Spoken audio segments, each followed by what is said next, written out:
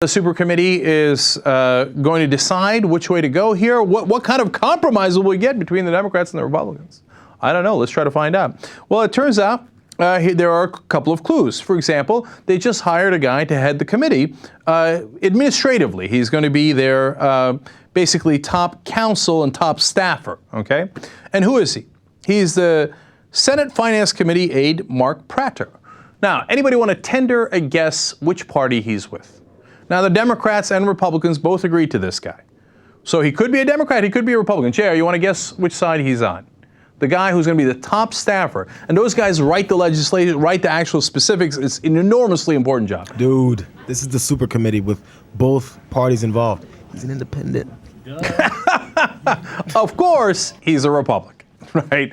And the Democrats can't stop complimenting him. They're like, oh, what a great voice and a brave voice he's been throughout. The way that he wants to cut spending is so brave. The whole thing is fixed, man. It's rigged. Here, I'll give you evidence number 2. Steny Hoyer, he is the number 2 Democrat in the House.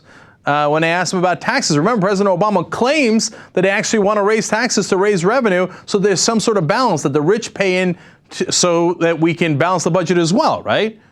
Apparently not. Here's what Steny Hoyer says, quote, "We don't want to raise taxes, and we don't have to raise taxes," referring to the super committee. And there you have it. End of this. Okay, they ain't raising taxes on the rich or corporations. You crazy?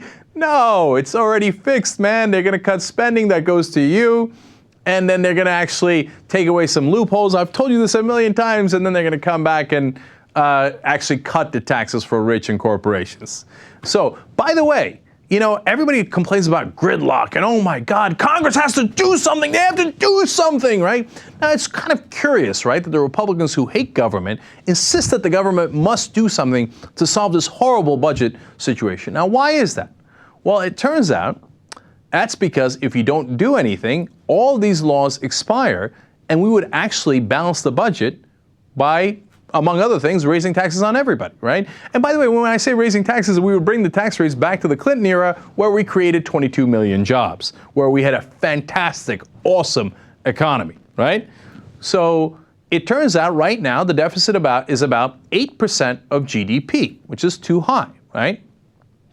But if you were to allow all these laws to expire, and hence Congress does nothing, right? One of the things that would expire is the Bush tax cuts, which is actually the largest chunk of our budget problem and our deficit problem.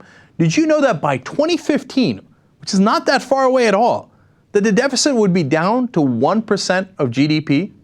It'd go from 8% to 1%. That's amazing if Congress does nothing.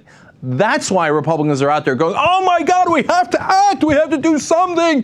The tax cuts for the rich are in peril. Emergency, emergency. Let's cut the hell out of everything else. Make sure we protect this tax cut. When you find out what's going on, man, it just gets more and more repulsive every single day.